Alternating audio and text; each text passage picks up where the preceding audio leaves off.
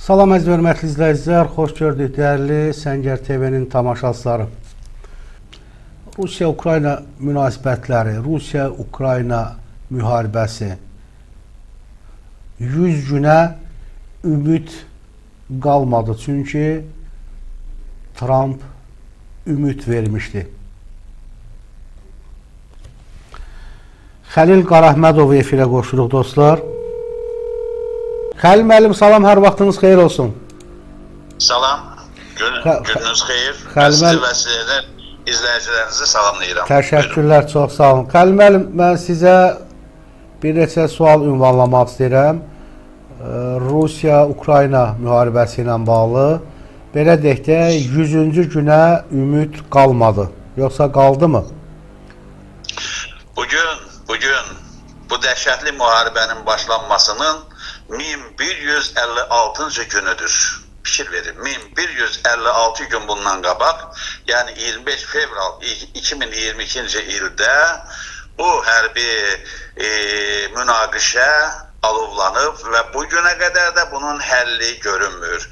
Siz deyirsiniz 100 günə bir şey qalmayıb, nəinki 100-cü günə bir şey qalmayıb, bu müharibənin dünya müharibəsinə, nüvə müharibəsinə çevrilməsinə də bir şey qalmayıb. Çünki tərəflər bir-birindən diametral olaraq əks qütblərdə yerləşirlər və heç bir vəclə ortaq məxrəcə gəlmək istəmirlər. Bax, bugün çox təəssüf ki, vəziyyət belədir. Yəni, nüvə müharibəsi ehtimalı varmı, Xəlil müəllim? Böyük ehtimal var. Əgər Rusiya Ukraynanı ram edə bilməsə, öz istəklərinə nail ola bilməsə, quru döyüş əməliyyatları nəticəsində və digər tərəfdən də aşkar şəkildə görsə ki, öz ölkəsinin ərazi bütövlüyünə, dövlət quruluşuna çox böyük təhlükələr var, o mütləq nüvə silahına əl atacaqdır. Nüvə silahı ambarlarda yatmaq üçün istehsal olunmamışdır. O bir gün ya tez ya geç istifadə üçün nəzərdə tutulmuşdur. Xəlil müəllim, Trump Ukraynalı həmkarı Vladimir Zelenskini dünən ittiham edir. Deyir ki, Zelenskinin lovğalanacaq heç nəyi yoxdur. Trumpdan həm də bir sərt sözlər səsləndirilib. Nəyə əsasən deyir? Yəni, Trump deyir ki, Ukrayna üçün vəziyyət dəhşətdir. Bunu bütün dünya bilir. Amma bəs hanı bunun verdiyi vədlər? Axı, 100 günə demişdi, məsələləri həll edəcəm. Axır, yekunlaşır bu verilən söz, daha doğrusu tarix. Təhsə onu demədi. Hətta bir qədər irəli gedərək dedi ki, siz indi sülh istəmirsiniz. Təxminən mənası belədir. Amma 3 il vuruşub heç nəyə nail olmamısınız. İndən sonra 3 ildə vuruşsaz, ölkənizi itirəcəksiniz. Hə, bax elə o cümləni deyir ki, Zelenski ya sülhü seçməli, ya da ölkənin itirilməsinə səbəb ola biləcək daha 3 il müharibə aparmalıdır. Bəli, bu cürdür. Zelenskinin 3 il müharibə aparmağa silahı, sursatı, iqtisadiyyatı və Avropadan, NATO'dan dəstəyi kifayət edirmi?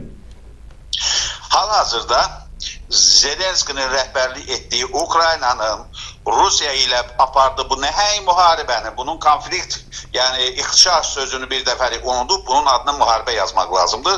Nəhəng müharibəni heç bir gündə aparmağa gücü yoxdur.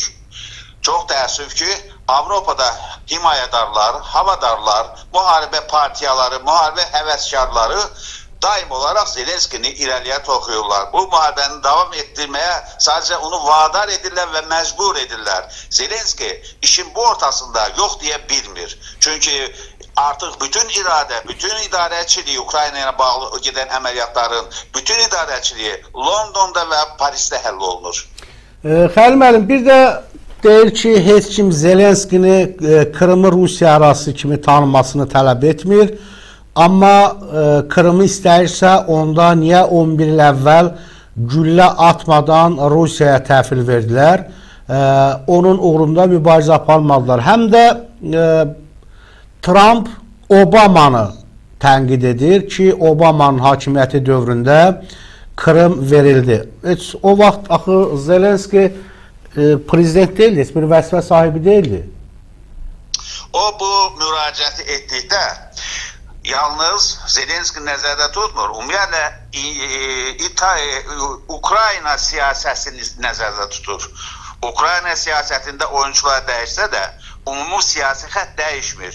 2000-ci ildən başlayaraq bu günə qədər Ukraynada baş verən seçkiler nəticəsində deyək, seçilmiş 4 prezidentin 4'ü də öz tutduğu siyasi yolu Zelenski'dən çox da fərqlənmirdi. Zelenski sadece bu işin davamçısıdır. Hem de çok sert davamçısıdır. Hem de deyərdim ki, əyilməz davamçısıdır. Heç bir kompromisə gitmek istemeyen bir davamçıdır. Ama bunun kökü Zelenski'den çok qabaq koyulmuştu. Hatta Zelenski orta mektubda okuyan da 2000'ci illerde koyulmuştu. Bu əməliyyatların kökü. Rusya'dan dönmek siyaset belədir. Rusya'dan üz çevirmek ve Avrupa'ya gitmek. Avrupa ile birleşmez. Birleşmek. 25 yıldır ana xətt budur Ukraynada.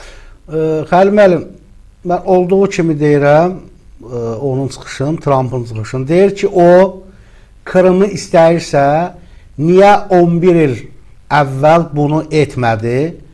Prezident Barack Obama'nın himayəsi altında Kırım illər əvvəl itirilib və müzakirə mövzuda deyil. O işarə edir Zelenskiyə. Bəlkə biz bunu aça bilmirik. Trump'ın açıklamasının, yəni Zelenskiyə xitaban müraciətində Zelenskiyə nə aidiyyatı var? 11 il bundan qabaq.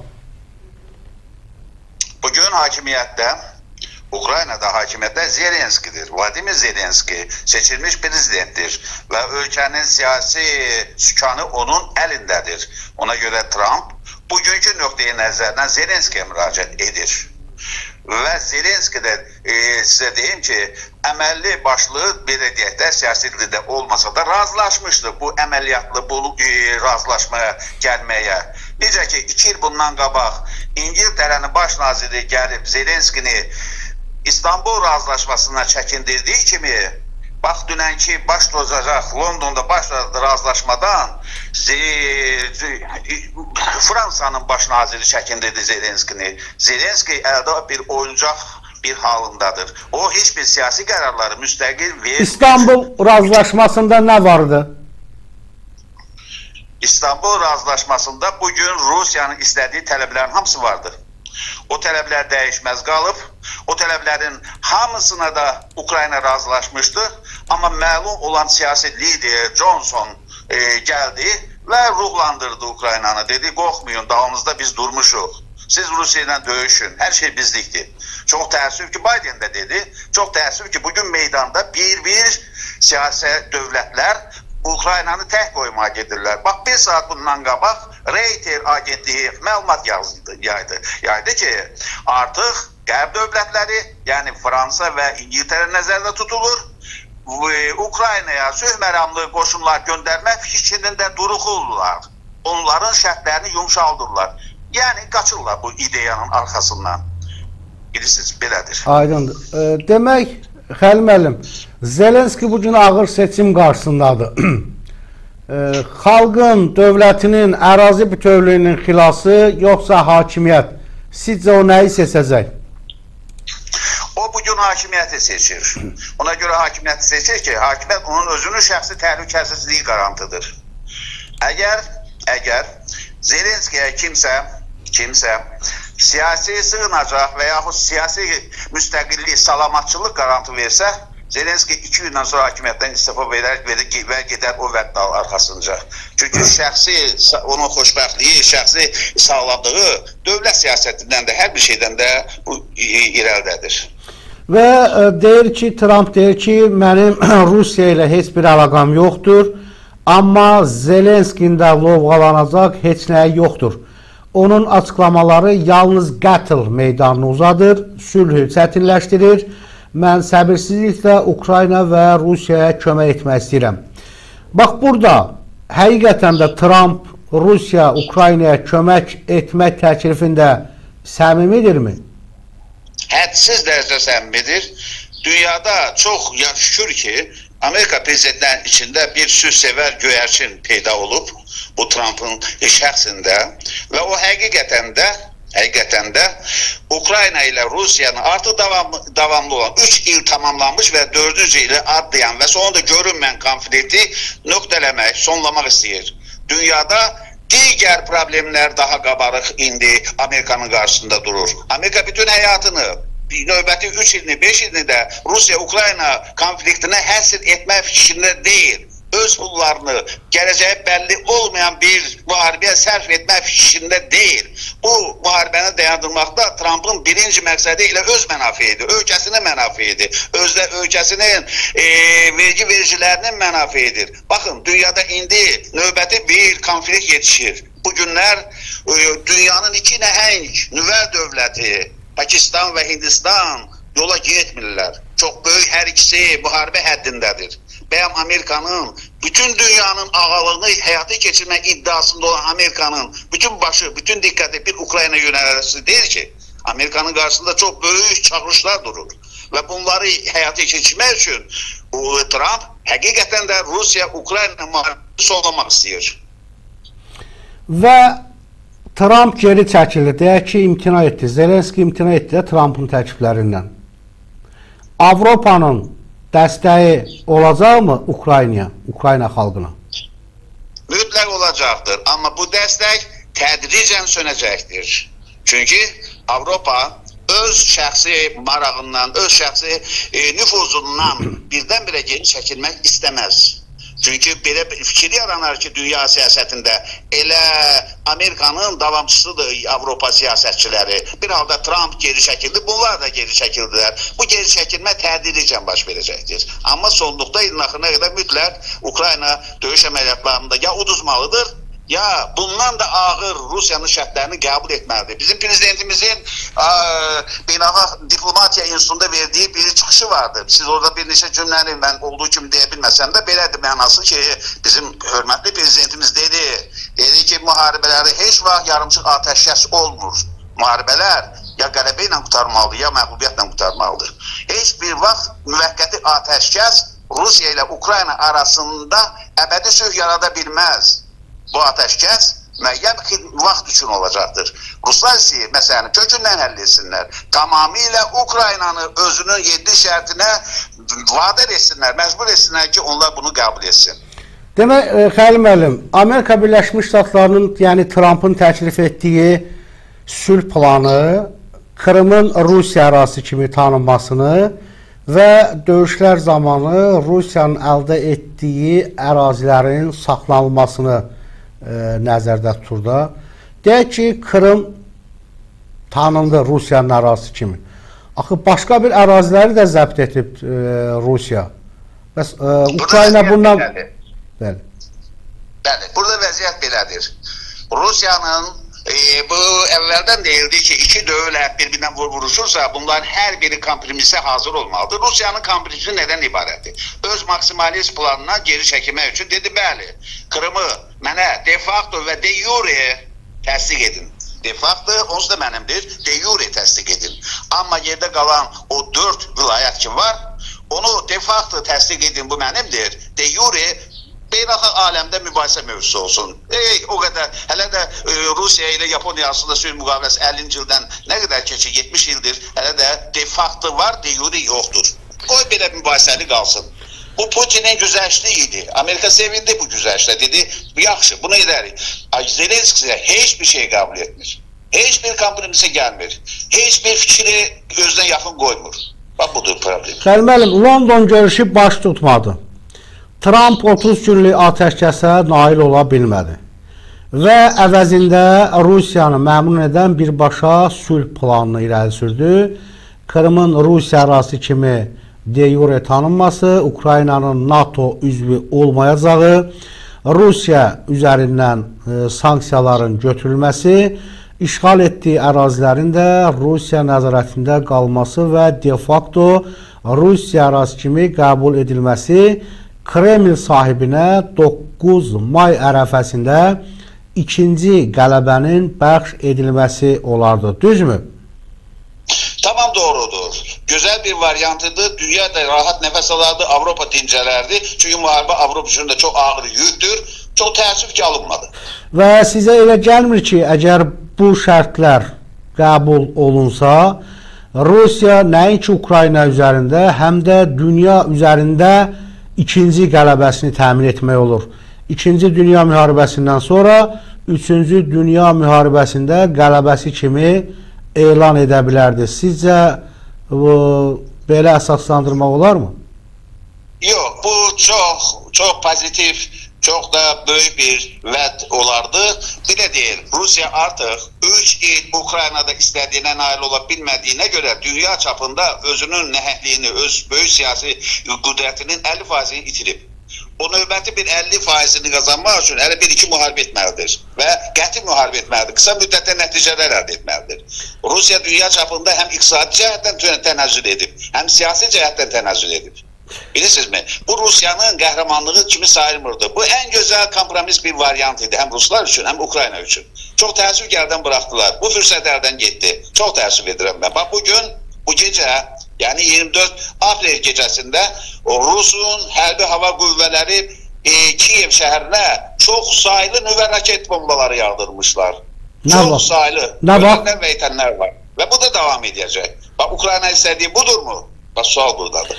Yaxşı, Xəlil müəllim, bundan sonra nə olacaq bir sualı meydana gəlir.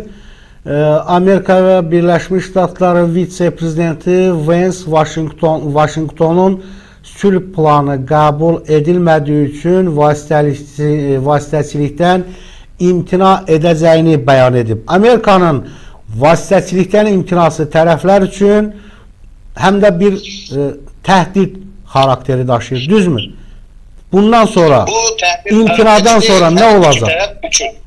Bəli, hər iki tərəf üçün Amerikanın aradan kənara çəkilməsi hər iki tərəf üçün həm bir tərəfdən yaxşıdır, bir tərəfdən də pisdir. Artıq Avropa tamamilə əl-qol açacaq Ukraynada. Avropa dedikdə biz iki nəhəng dövləti, Fransanın və İngiltərənin hərbi qüdrətini, iqtisadi qüdrətini nəzərdə tutub danışırıq. Onlar keyfləri istəyən qədər Zelenskini tollayacaqlar, buna pul verəcəklər və bu müharibəni əbədi olaraq davam etdirilməsinə can atacaqlar. Ruslar isə iki reytə gedəcəklər. Onsuz da Rusiya iqtisadiyyat çöküb, Rusiyanın hərbi qüdrəti yardan aşağıdır və bu geriləmə yarı davam edəcək. Əksinə Rus qızışacaq və mütləq düşünəcək ki, onun arsenalında strateji nüvə başlıqlarından da başqa taktiki nüvə raketləri var. Bax, ola bilər ki, ona əsəbləşib buna əl atsın. Dünyanın indidən sonraki Amerikanın kənara çəkilməsi qeyri-müəyyənlik dövrü başlayır. Qeyri-müəyyənliyə gətirib çıxarır. Bax, bu hamı üçün, bütün bəşəriyyət üçün təhlükədir. Bəlkə sizə elə gəlmirmi ki, Trumpın bu canfəşanlığı Ukraynanı dünyanın gözü qarşısında bu təslimsiz sülhə məcbur etmək həm də Putinin nüvə əsəblərini sakitləşdirməyə xidmət edir. Siz bunu belə dəyərləndirmirsiniz? Əlbəttə ki, var. Əlbəttə ki, iki nüvə dövləti, iki əlində güclü dağıdıcı silahlara malik dövlətlər arada bir-birini kompromisə gitməlidirlər də, bir-birinin mənafeyini nəzərə almalıdırlar da. Yoxsa biri atalar misal, biri ağıllı olanda biri dəli olar da, veya biri dəli olanda biri ağıllı olar. Amerika sakitləşdirici, barışdırıcı mövqeyi tutdu. Bax, bu 2 ayda 100 gün deyirsiniz, 100 günə bir şey qalmayıb, 3 ayda deyək, Amerikanın oynadığı rol təqdirə layiqdir. Amma təəssüf ki, bəzən təqdirə layiq əməllər də yaxşı nəticə vermir. Biz bunu indi şahidiyik. Xəlil müəllim, Ukrayna Amerika Birləşmiş Ştatlarının həm maliyyə, həm də hərbi köməyindən məhrum olur. Rusiya və Putin isə danışıqlarda bir mənalı olaraq Ukraynanı dəstəkləyən Avropa İttifaqı ölkələri ilə üzbəyüz qalmış olur. Bundan sonra nə olacaq? Bundan sonra yəqin ki 10 gün, 15 gün siyasətdə və hərbi əməliyyatlarda gözləmə mövqeyi olacaq. Gözləmə mövqeyi olacaq ki, siyasi düşüncə hansı tərəfə yönəlir? Əgər Amerika aşağı şəkildə bu konfliktdən əlini kənara qoysa, əl çəksə, amma buna imkan da yoxdur. Çünki Amerikanın orada çox böyük pulları var. 350 milyard təsdiqlənmiş rəqəmdir ki, 3 il ərzində Amerika orada pul sərf edirdir. Heç bir materialların, heç bir faydalı qazıntıların müqaviləsi də imzalanmıyordыр. Elə bir memorandum imzalanıbdır, anlaşılma kağızı imzalanıbdır. Amerika əlbəttə ki, əlini tamamilə götürə bilməz Ukraynadan və burada o, yəqin ki, hakimiyyət dəyişikliyi planını işə salacaqdır. Zelenski yerinə digər namizəd axtarılacaq. Yəqin ki, indən sonra siyasət bu istiqamətdə davam edəcəkdir. Axı Zelenskini də hakimiyyətə gətirənlər bu günləri vallahi siz deyirsiniz, məsələn, mən Trumpın bu təklifinə inanmıram. Zelenski kimidir? Zelenski əgər vaxtında müharibədən əvvəl qorxma deyən qüvvələrə arxain olmasaydı, Zelenski müharibə edərdi. Elə yeri gəlmişkən bu Vence'in bir bəyanatına Böyük Britaniyadan cavab da gecikmədi və baş nazir Starmer bildirdi ki, biz həmişə Ukraynanın yanındayıq.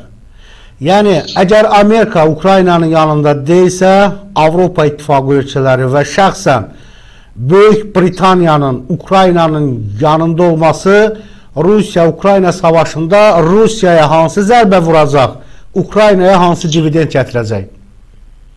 Ukrayna bəlli dividendlər gətirəcək ki, bu sözün arxasında Ukrayna verilən həm silahlar durur, həm də maliyyə vəsaiti durur. Ukraynaya maddi yardım göstərir ki, vurur. Get Rusun qabağına. Adamın qırılsa da, adamın azalsa da, o kişilərin sayı azalsa da, amma mən sənə hər şey verirəm, vurur. Rusiya isə zəifləyib, onsuz da zəifləmədə yenə davam edəcək. İstəyirlər ki, Rusu da beynəlxalq aləmdə, beynəlxalq siyasətdə çox zəif bir hala gətirsinlər. Avropa məqsədi budur və buna da nail oluruz. Və sizə elə gəlmirmi ki, bugün Rusiya-Ukrayna savaşında əsas həlledici silah Amerika silahlarıdır? Britaniya, Almanya, Fransa, bunların silahları elə də rol oynamır. Ən güclü silahlar, hava hücumundan müdafiə, uzun mənzilli, uzaq mənzilli raketlər Amerika silahlarıdır. Əgər Amerika imtina edirsə, sizə elə gəlmirmi ki, Amerika öz silahlarını 3-cü ölkə üzərindən Ukraynaya verəcək? Belə bir hallarla rastlaşmaq mümkündürmü? Tamamilə doğrudur. Dünyanın silah bazarı tək Amerikanın əlində deyil. O qədər mühtəkirlər var, o qədər qara bazar var dünyada silah bazarı. Ukrayna istədiyini pulu varsa, pulu da Avropa'na verir, özü də Gimbol verir. İstədiyi silahı pis yaxşı hardansa tapacaq. Ya həmən silahı, ya həmən silahın alternativini tapacaq. Bugün silah tapmaq problem deyil. Ümumiyyətlə dünyada pul varsa, pula hər şey almaq və satmaq mümkündür. Bilirsinizmi? Ona görə də bu müharibənin tez zamanda bir sonlanmasının perspektivini mən görmürəm. Yəqin müharibə hələ üzücü, yorucu və dağıdıcı müharibə hələ davam edəcəkdir. Və Rusiya, Kreml fərqindədir ki, bugün müharibənin uzanması Rusiya əraziləri daha çox dron zərbələri alacaq və hətta yeni raketlərin Ukrayna istehsalı və yaxud da ki, Ukraynanın xarici dövlətlərdən aldığı raketlərin hücumuna məruz qalacaq. İqtisadiyyat çökür, Rusiya zəifləyir. Yəni, bilirəm, bunu Rusiyada başa düşməmiş deyirlər, amma Rusiya nə zamana qədər Ukraynadan gələn dron hücumlarına dözə biləcək, raket hücumlarına dözə biləcək? Bunu isə Putinin səbri hesablayır. Putinin səbri bu suala cavab verəcək. Nə qədər səbirli olacaqlar? Yenə təkrar edirəm. Rusiyanın özünü hərbi əməliyyatlarda dırnar arasında deyək, centilmen kimi aparması, əslində centilmen deyil, bir vəhşi kimi özünü aparır. Bu davamlı ola bilməz. Heç vaxt davamlı ola bilməz. Bunun bir sonu gələcək. Mən onda qorxuram ki, bu sonu gələn anda Rusiya özünün strateji yox, taktiki nüvə başlıqlarına əl ata bilər. Bax, bu ən təhlükəli, ən qorxulu məqam bax budur. Bu münasibətlərdə bax bu nöqtədir. Növbəti bir sual. Amerika Birləşmiş Ştatları həqiqətənmi vasitəçi missiyasından uzaqlaşacaq, yoxsa Rusiyanı ilkin olaraq 30 günlük atəşkəsə məcbur edəcək? Hələ qərar verilməyib. Amma mən bu sualına sizə müraciət edirəm. Buyurun, mən cavab verim. Demək, 30 günlük atəşkəs qutardı. Bugün artıq Rus silahlı qüvvələr axşamda Kiyevi bombardıman etdilər raketlərlə. Çünki hava hücumundan 30 gün bitdi. Amerika qaldıqda isə Amerika bəlli deyil. İndən sonra Patriot raketlərini verəcək ya verməyəcək. Çünki bu raketlərin, Rusun raketlərin qarşısını alan orada hava hücumuna müdafiə Patriot vardır. Masa artıq demək olar ki, Ukrayna fəzası müdafiəsizdir. müdafiəsizdir. Bunların hamısının həllini yenə təkrar edirəm, qoy sizin hörmətli izləyiciləriniz də bilsin, onlara mən həm də təşəkkür edirəm ki, sizə həmişə çox böyük ehtiramla qulaq asırlar. İndən sonra müharibənin növbəti həftəsində nə baş verəcək? Bugün o proqnozlaşdırmaq mümkün deyil. Ruslar da biz yaşayarıq, görərik. Görək nə olacaq. Və Trump bütün dünyanın gözü qarşısında söz verdi, söz ki, mən bu müharibəni dayandıracam. Amma ən əsas dünyanın Ukraynadakı gözlədiyi sülhə nail ola bilmədi və qalan bir həftədə də Rusiyanı atəşkəsə razı sala biləcəyi inandırıcı görünmür. Əksinə görünən odur ki, məsələlər ciddiləşir və problem dalana dirənir. Çox mürəkkəb bir vəziyyət yaranıb. Növbəti 100 günlə Trump sizcə daha hansı addımlar atmaq üçün əlində kartlar var? Baxın, doğrudan da böyük vədlərlə ortaya gəldi və deyək ki, heç hazırlıqsız vəd verdi ki, mən müharibəni bir sutkaya, o da günlər var da, hamımız bilirik, bu qədər müddətə saxlayacağım və s. Amma bacarmadı. Bu həm də dünyanın xırda xalqlarına, Amerika siyasətinə nifrət edənlərə bir ümid verdi, bir qüvvət verir. Dünyanın müxtəlif yerlərində hamı Amerikaya dua oxumur. Amerikanın əleyhinə olan qüvvələr də çoxdur. Onlar ürəkləndilər. Dedilər ki, bu Trump'dırsa, bu dediyini eləyə bilmirsə, biz niyə hünər gətirdi Trump özünün əleyhidarlarına. Keçmişdə 70-ci, 80-ci illərdə Baxın, Xəlil müəllim, necə hünər gətirə bilər? Axı, Rusiya Ukrayna ərazisini işğal edib. Əgər sən işğala dəstək verirsən bütün dünyanın gözü qarşısında, dünya Trump'dan hansı ibrət götürəcək? Rusiya Ukraynanın ərazisini işğal edib axı. Yəni, Krımı deyək ki, tanıdılar Rusiyanın tərkibində. Hə, tanıdılar. İndi Krımla bağlı ziddiyyətli bir mübahisələr var, Xruşovun dövrü filan. Axı, Krımdan, yenə deyirəm, mən buna haqq qazandırmıram. Krım Ukraynanın, dünyanın qəbul etdiyi Ukrayna ərazisidir. Amma Krımdan başqa hansı yeri ki işğal edib, o əraziləri də Rusiyanın tərkibinə qatmaq istəyir Trump. Bu təklifdə bulunur. Yəni, burada ədalət yoxdur. Mən sizinlə olan əvvəlki verilişlərdə mən dəfələrlə demişəm, başqa kanallarda dünyada əbədi ədalət axtarmaq artıq sadə ölüvlərin işidir. Dünya çox qanunlarla idarə olunacaqdır indən sonra. Rusiyanın Krımı Rus tərəfindən tutulmasının işğalını Amerika qəbul edirsə, o indidən Qırlandiyaya hazırlaşır. Hazırlaşır ki, illərin birində, yaxın illərdə, o da Qırlandiyada həmən əməliyyatları ola bilər aparsın və o da götürsün və dünya ictimaiyyəti də onu qəbul etsin. Necə Kosovonu qəbul etdilər. Bilirsiniz, bu çox mürəkkəb gedişli bir şahmat oyunudur dünya siyasəti indi. Bilirsiniz, buna bir təbliğ baxmaqla bir ümumi mənzərəni canlandırmaq göz önündə mümkün deyil. Mən bayaqki sualımın cavabımı davamlı edim qısa olaraq. Demək, keçmişdə xırda dövlətlər böyük dövlətlərdən çox bərk qorxurdular. Ehtiyatlanırdılar. Onların bir göstərişi qanun idi. İndi Amerikaya baxırlar, başqa dövlətlər görürlər, Amerikanın dediyi iş qanun deyil. Amerikanın dediyi iş qanun deyilsə, başqa dövlətlər də ürəklənir. Deyir, bəli, Amerika nə olsun dedi ki, mən bir həftə saxlayayım, saxlaya bilmədi ki. Buna görə də indi Qəzzaya bölməsində orada Həmas artıq dil çəlir. Həmas da deyir ki, nə olsun ki, deyir ki, mən buranı köçürəcəyəm, burada tezə şəhər salmaq. Trump da deyir. Bu günlərin siyasətdə qeyri-ciddilik ənənəsi başlayır. Bax, qorxuluq budur. Xəlil müəllim, Trump haqlıdırmı deyir ki, 2014-cü ildə Ukrayna Krım uğrunda savaşmadı. Rusiya rahatlıqla yarımadanı işğal etdi. Düzdür, bu o demək deyil ki, Ukrayna Krımı Rusiya ərazisi kimi tanımalıdır. Sizcə bu müharibə 2014-cü ildə başlamalı idimi? Ukraynanın Rusiyaya qarşı müharibəsi? Çox qısa cavab verim. Dünyada bir dövlətin başqa dövlətin ərazisində gözü olması vaxtı bir 20-30 dövlət arasında var.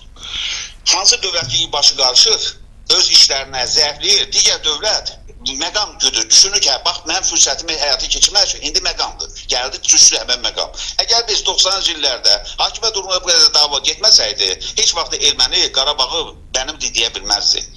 Daxildə gedən problemlərdən Qarabağı götürdü. Biz indi özümüzə gəlmişik, qüvvətli olmuşuq, bilirik, vahid dövlət görürük, aldıq. Eyni zamanda Ruslar gördülər ki, orada hakimiyyət dəyişikliyi var. 2014-cü ilin Ukrayna mənzərələrini gözünüzün qabağına gətirin. Hakimiyyət dəyişikliyi, Yankoviç qovdular, meydan hərəkatı büyük 2 ay işləmədi. Biz Azadlıq meydanına gedən kimi orada Maydan deyirlər də, Maydan meydanına getdilər. Və bunlar Rus çox məharətlə istifadə etdi. Dedi ki, məndən qabaqki başıboşum, Kuruşovun adına kandidat deyirlər də, vermişdi bu ərazini, bu strateji bir yerdir, ölkənin təhlükəsinin vacibdir və biz alaq. Orada hansı qanundan söhbət gedər ki, zor olan yerdə hansı qanun var ki, zorla aldılar. Və Ukraynada o qədər gücsüz idi ki, o qədər hakimiyyət davası idi ki, heç doğru baxmadı da. İndi ayılı deyil Ukrayna, indi özünə gəlib ki, mənim torpaqlarım getdi əldən. Bilirsiniz mi? Rusya məqamına istifadə etdi. Ona görə bütün dövlətlər sabit olmalıdır, müstəqil olmalıdır. Bütün dövlətlər daxilində ixtişaşa yol verməli. Deyil ki, qrafiki dövlət onun torpağını alsın. Bu acı bir həqiqətdir, amma dünya siyasəti bu həqiqət üzərində qurulur. Aydındır, təşəkkür edirəm Xəlil müəllim. İnşallah baxaq görək, dünyamız üçün sülh əmin-amanlıq olsun. Amma həqiqət, ədalətin adı ədalətdir. Burada Ukrayna təklənir, həm də Ukraynanın bu rüsvayçı sülhə getməsi bütün dünyada hüquq deyilən, ədalət deyilən varlığın olmamasına gətirib çıxaracaq. Amma biz buna sevdirik ki, 2-ci Dünya müharibəsindən sonra yeganə Azərbaycan dövlətidir ki, ərazi bütövlüyün tam bərpa etdi. Buna görə də biz ordumuza başda şəhidlərimiz olmaqla, qazilərimiz olmaqla, Azərbaycan xalqı, ordumuz, əskərlərimiz, Cənab Ali Başkomandan, yəni o birlik ki, bizi bu yerə gətirib çıxartdı. Biz dünyada 2-ci Dünya Savaşından sonra yeganə dövlət ki, ərazi bütövlüyümüzü bərpa etmişik. Yəni, kiminsə səhvindən görürsün, müharibələr olur. Bu müharibələrdə nə qədər itkilər olur. İqtisadi, maddi, insan itkiləri və Allah bizim xalqımızı, dövlətimizi ondan qorusun. Təşəkkür edirəm Xəlil müəllim. Sağ olun. Evet. Təşəkkürlər, sağ olun. Əziz və hörmətli izləyicilər, Xəlil Qarahmədov idi, Tarixi Şəxsiyyətlər jurnalının baş redaktoru. Belə əziz dostlar, dəyərli tamaşaçılar, icazənizlə mən sizdən sağollaşıram. Növbəti verilişdə görüşmək ümidi ilə sağ olun, sağ ola qalın.